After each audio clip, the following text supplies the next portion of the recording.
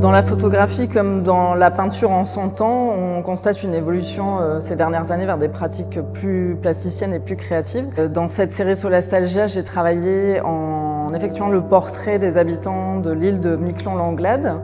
J'ai utilisé le Polaroid pour transformer les visages en peinture diachronique. Ces visages disparaissent pour laisser place à ces peintures qui reflètent le territoire de l'île, qui ressemble au territoire de cette île très marécageuse, entourée d'eau et de sable.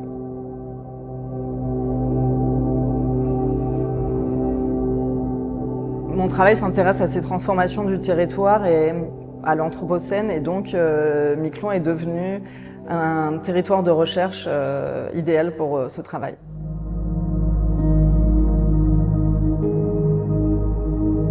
Ce territoire volcanique contient une contradiction.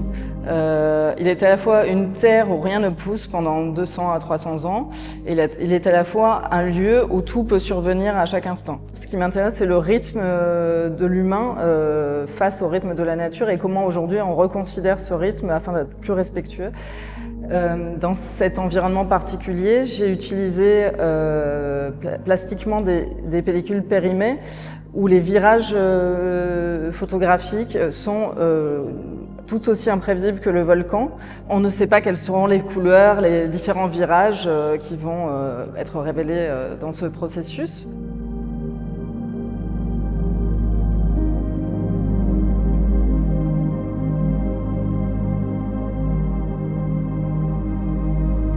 Dans la continuité de ce travail et dans une prochaine exposition à la galerie, je présenterai un travail qui s'appelle Ex Materia et qui, lui aussi, explore les notions de transformation, de mémoire, de territoire. Il s'agit dans ce cas de la présence de la radioactivité dans le sud-est de la France.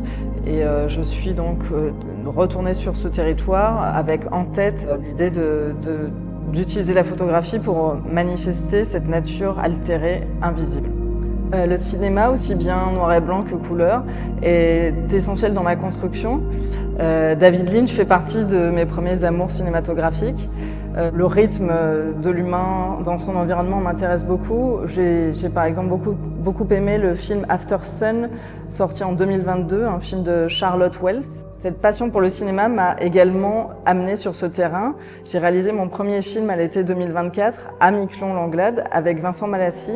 Ce film s'appelle Kaplan 2025 et il est actuellement présenté dans l'expo Le Chant des Sirènes à la station à Nice.